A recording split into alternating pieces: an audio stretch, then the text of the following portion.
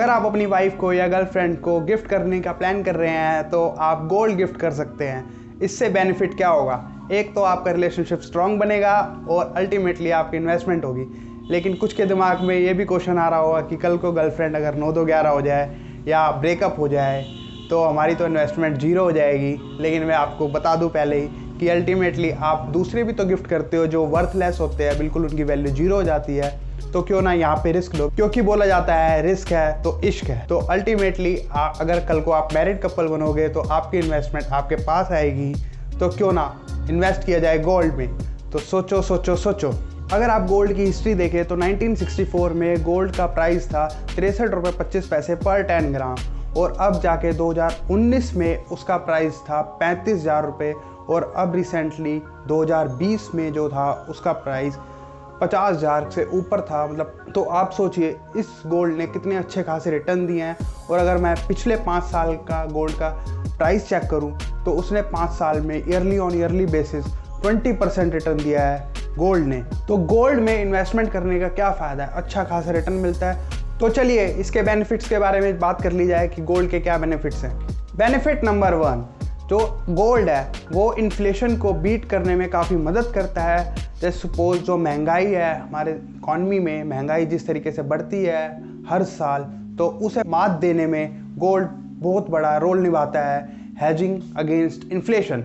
तो गोल्ड सबसे बड़ा बेनिफिट है इसका कि ये हेज करता है इन्फ्लेशन के अगेंस्ट। अगर सपोज 100 रुपये की चीज़ 1 साल बाद 110 की हो जाएगी तो गोल्ड भी उसी के अकॉर्डिंग चलता है।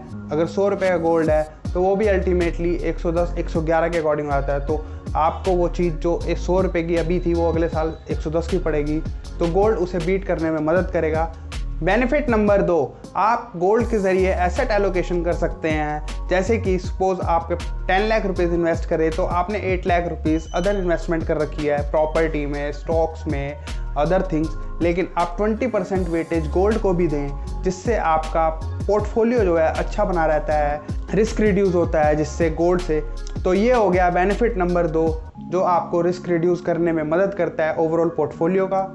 बेनिफिट नंबर 3, ये काफ़ी हाईली लिक्विडिटी होती है इसमें। ईजिली आप कन्वर्ट इनटू कैश, आप इस गोल्ड को ईजिली आप कन्वर्ट कर सकते हैं कैश में। जैसे अगर मैं कहूँ एक प्रॉपर्टी है वो काफ़ी कम लिक्विडिटी होती है उसमें, अब वो ईजिली कन्वर्ट नहीं हो पाती कैश में या रेट आपको कम मिलता है, लेकिन गोल्ड में आप ईजिली कन्वर्ट कर सकते हो कैश में।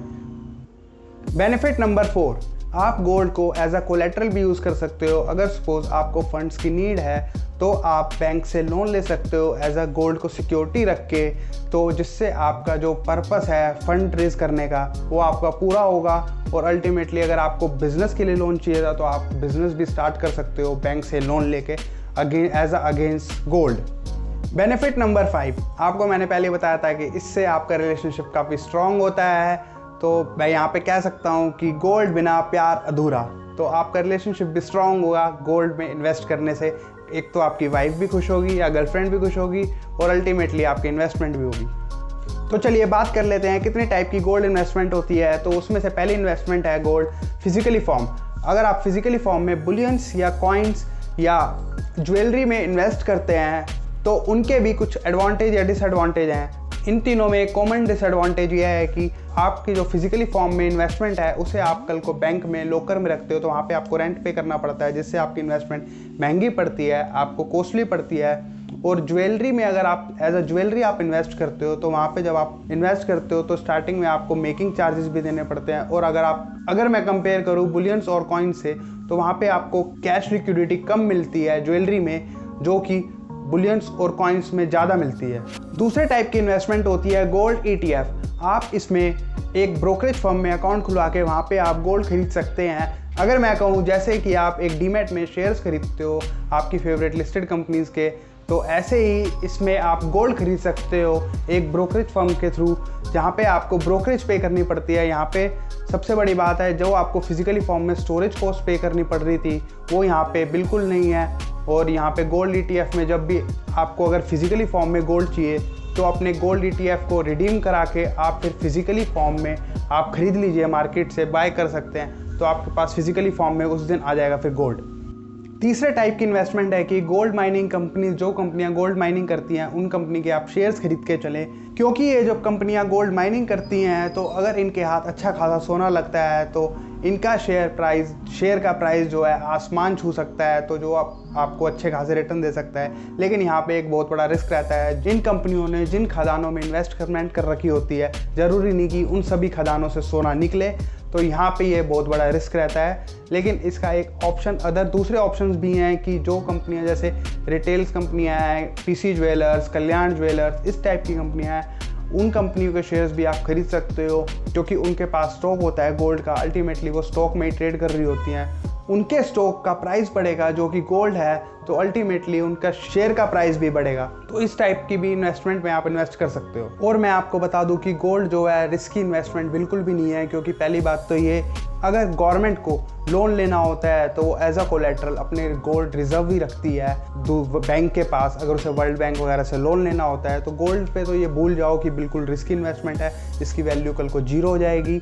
और एक सबसे बड़ी बात कि इंडिया कल्चर में, हमारा जो इंडियन कल्चर है उसमें जो रिचुअल्स वगैरह में गोल्ड काफ़ी यूज़ होता है, मैरिज सेरेमनी वगैरह में, और आपको अल्टीमेटली चाहिए होता है। तो आपको अगर 10-20 साल बाद गोल्ड की ज़रूरत पड़ने वाली है तो आप आज से इन्वेस्टमेंट करके चल सकते हैं, क्योंकि अगर आप उस टाइम पे गोल्ड खरीदेंगे तो वो आपको काफ़ी महंगा मिल सकता है। लेकिन आप हर डेली थोड़ा थोड़ा गोल्ड खरीद के चलेंगे तो अच्छे खासा, एक तो आपकी इन्वेस्टमेंट होगी और अल्टीमेटली इन्फ्लेशन बीट करेगा, और आपके पास फ्यूचर में जाके एक अच्छा खासा गोल्ड इकट्ठा हो जाएगा। अगर आपकी इस वीडियो से रिलेटेड कोई भी क्वेरी हो तो आप हमें कमेंट करके बता सकते हैं, और अगर आपको यह वीडियो पसंद आया हो तो लाइक एंड शेयर जरूर करें। अगर आप हमारे चैनल पे नए हैं तो हमारे चैनल को जल्दी से सब्सक्राइब कर लीजिए and press the bell icon button to get the latest updates.